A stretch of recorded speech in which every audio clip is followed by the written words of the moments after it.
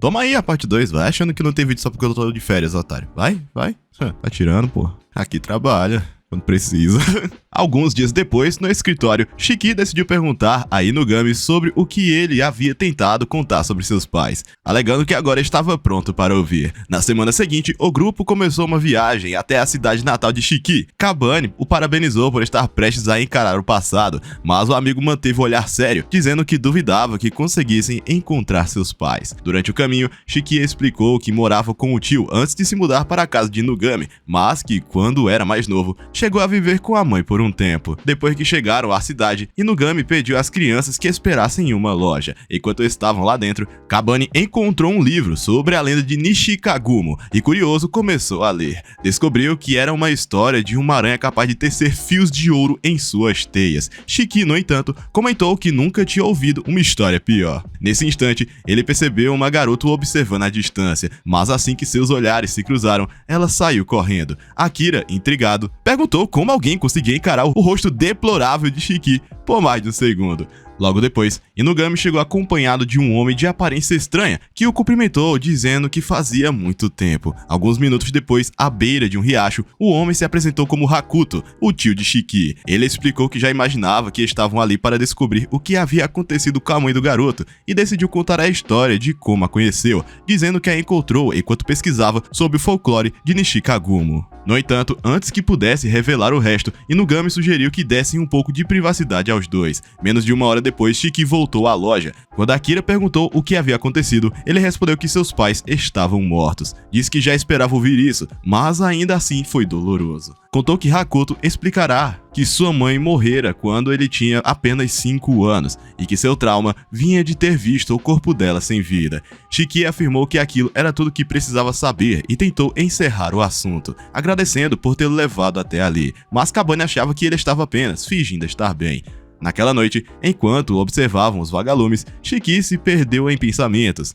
Conheço alguém que se perde bastante em pensamentos. Seu olhar parou em uma árvore antiga, que parecia estranhamente familiar, e de repente, uma memória de infância começou a ressurgir. Então, Shiki começou a correr pela floresta, guiado pelas lembranças que surgiam em sua mente. Kabane tentou acompanhá-lo, mas o garoto estava determinado demais para parar. Enquanto avançava, recordava-se de que sua mãe sempre lhe dizia para esperá-la até que voltasse do trabalho. Porém, movido pela curiosidade, ele a seguiu em segredo até uma velha cabana. Quando abriu a porta, a cena diante de seus olhos o horrorizou. Agora, ao chegar naquele mesmo lugar, Shiki teve certeza de que seu trauma não foi causado por ter visto sua mãe morrer, mas sim por algo muito pior. Descobriu que uma série de experimentos estranhos haviam sido realizados nela. Logo depois, Kabane chegou acompanhado de Nobimaru, e os dois constataram que a cabana estava vazia. Ao encontrar uma seringa enferrujada e deteriorada, Nobimaru revelou ter lido relatórios antigos sobre um caso envolvendo Kemono em experiências humanas.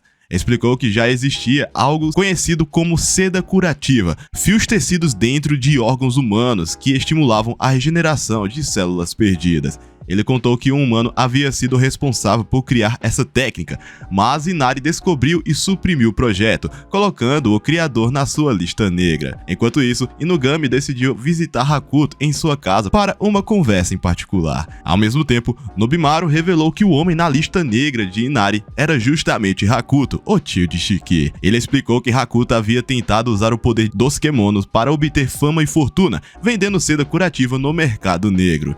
Disse ainda que todos os experimentos haviam sido feitos naquele mesmo laboratório. Nesse instante, Shiki se lembrou de tudo o que viu naquele dia. Recordou que alguém o havia nocauteado e, ao acordar, Hakuto lhe disse que sua mãe sofreu um grave acidente e que ele deveria ficar longe dela por um tempo. Ingênuo e emocionalmente abalado, Shiki acreditou nas palavras do tio e, com o tempo, aceitou que sua mãe estava morta, parando de perguntar sobre ela. Agora, tomado pela culpa de ter acreditado naquele homem mentiroso, ele desejava ter confiado no instinto de que sua mãe jamais o abandonaria. Conforme a raiva crescia, Shiki percebeu que precisava fazê-lo pagar. Quando Nobimaru perguntou se ele realmente pretendia matá-lo, o garoto respondeu que sim, sem hesitar. Mas ao perguntar a Kabane se ele o impediria, o amigo respondeu simplesmente que não. Shiki, decepcionado, baixou o olhar, frustrado. Não porque Kabane o impediria, mas porque ele nem sequer tentou. Até porque, irmão, ele vai matar alguém. Enquanto isso, Hakuto e Inugami caminhavam juntos pela floresta. Durante a conversa, Inugami perguntou sobre a lendária teia de aranha dourada, revelando que sabia mais do que deixava transparecer. Hakuto, surpreso, admitiu que nunca havia conseguido vender nenhuma amostra e perguntou se ele mesmo não havia sido o obstáculo no próprio caminho esse tempo todo. Mas Inugami logo percebeu que o homem ainda era o mesmo canalha de sempre e pediu que contasse toda a verdade sobre a teia dourada proibida. Hakuto então revelou que ele e seu irmão haviam descoberto que a lenda de Nishikagumo era real. Contou que, obcecado por poder e riqueza, empurrou o próprio irmão de um penhasco e passou a usar a mãe de Shiki em seus experimentos, transformando-a em uma teia dourada viva. Depois que ela decidiu permanecer no mundo humano para cuidar do filho, Hakuto lhe propôs transformar seus poderes de Aracne em dinheiro, prometendo uma vida melhor em troca. No entanto, todos os experimentos falharam e quando Shiki acabou encontrando o local dos testes, o tio afastou dela à força, manipulando suas memórias até que ele esquecesse de tudo. Tô entendendo onde eu quero chegar? Tô entendendo onde eu quero chegar, né? Tô entendendo onde eu quero chegar. Ó, a mãe de Shiki, né? Monstros na floresta.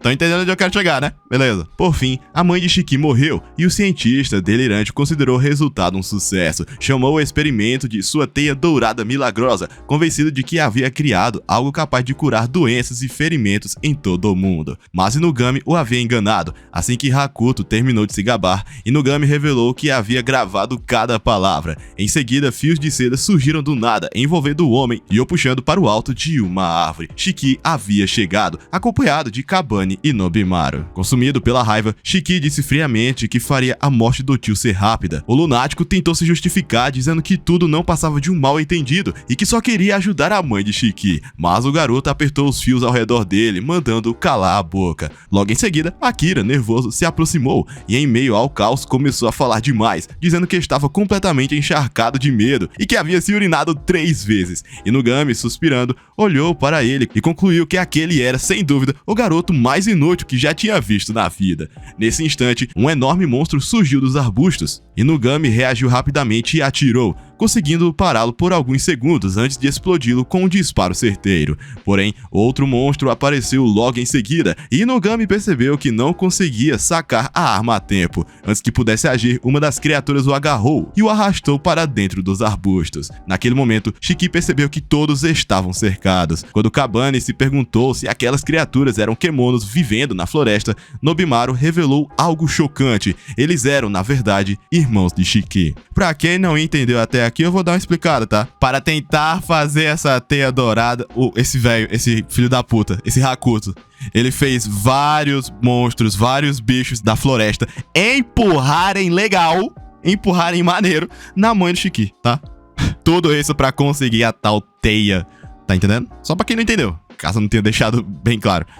Enfim, Hakuto, ferido e encurralado, começou a explicar que aqueles seres haviam nascido durante os experimentos. Eram filhos gerados a partir das tentativas fracassadas de criar a teia dourada. Um dos monstros, tentando se aproximar, rasgou a seda que o prendia e o jogou no chão. O homem, desesperado, tentou justificar seus atos, dizendo que eles não eram teias douradas, mas ainda possuíam inteligência suficiente para compreender palavras humanas, e que haviam aprendido a falar ouvindo a voz de sua mãe, Kumi. Foi então que os monstros começaram a chamar o nome de Shiki, dizendo que o amavam. Ao ouvir isso, o garoto ficou paralisado. Eles tinham a mesma voz de sua mãe, e isso despertou todas as memórias e dores que ele havia enterrado. As lágrimas começaram a escorrer por seu rosto enquanto o passado esmagava. Kabane, vendo o amigo desabar, perguntou o que queria que ele fizesse. Entre soluços, Shiki apenas pediu que o ajudasse. Nesse instante, uma das feras avançou contra eles, mas Kabane a empurrou com o cotovelo,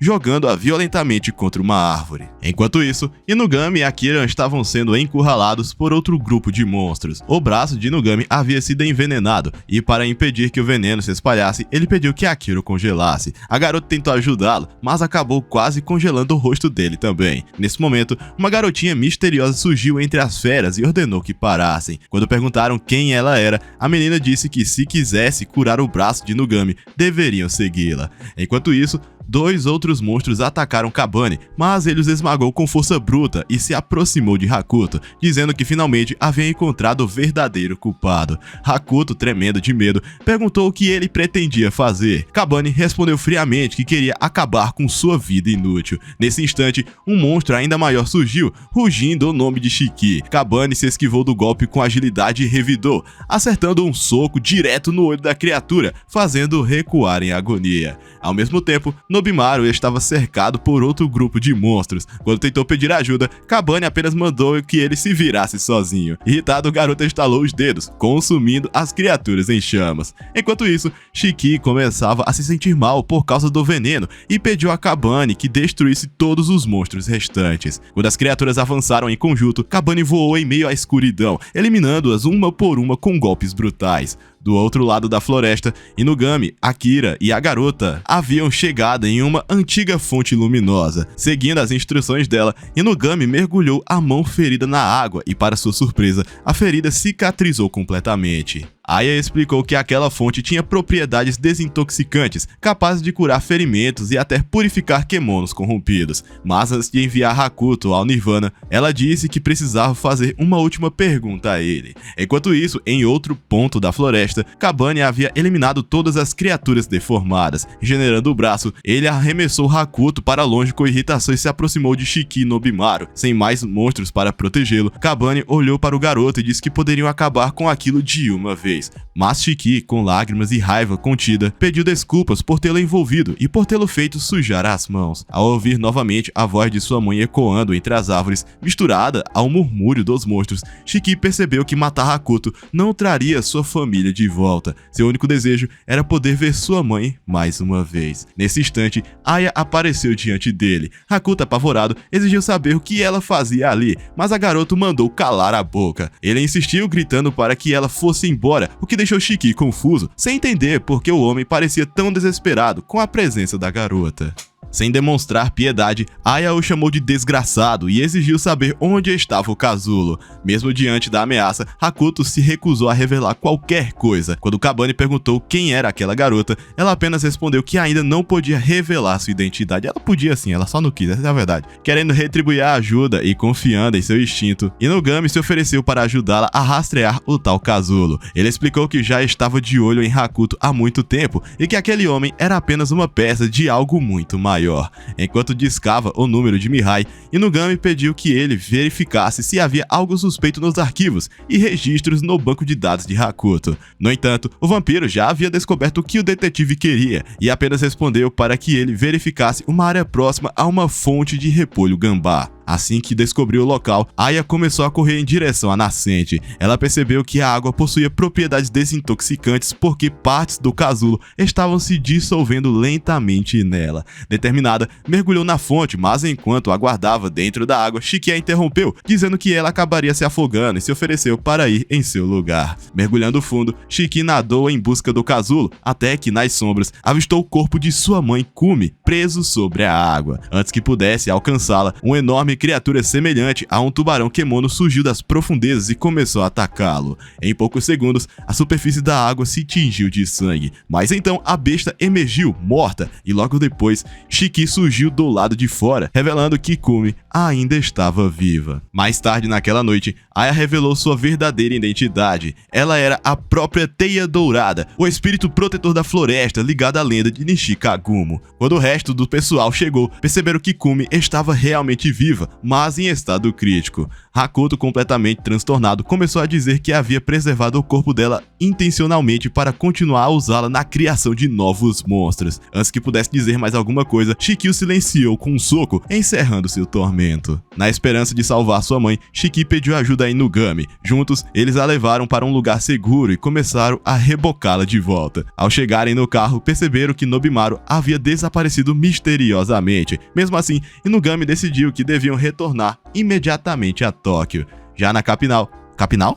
Já na capital, eles levaram Kumi a uma clínica especializada. Inugami explicou que havia algo estranho, um motivo pela qual ela não estava acordando e que seria melhor consultar alguém experiente. Pouco depois de entrarem, uma senhorinha idosa, toda carcomida, saiu correndo para recebê-los. Seu nome era Hana, uma médica especialista de kemonos. Ao examinar o corpo de Kumi, revelou que o problema não era físico, mas psicológico. A mente dela estava profundamente ferida. Mas enfim, mesmo assim, ela prometeu preparar um tratamento à base de ervas curativas e teias espirituais para tentar despertá-la. Percebendo o quão estranha e enrugada Ohana era, Akira não resistiu e perguntou se ela realmente era humana. Então, Inugami explicou que Ohana era uma veterinária humana que havia começado a tratar kemonos enquanto ainda ajudava outros animais. Naquela mesma noite, enquanto todos dormiam, Aya ficou do lado de fora do quarto, observando em silêncio. Ela se perguntava se tinha o direito de ver Kumi, a mãe de Shiki, depois de tudo o que havia acontecido. No entanto, Shiki percebeu sua presença no exato momento em que ela estava prestes a sair e disse que podia entrar. Ele imaginou que ela estivesse preocupada com a mãe e, como achava aquilo normal, apenas ouviu enquanto Aya perguntava se ele a odiava.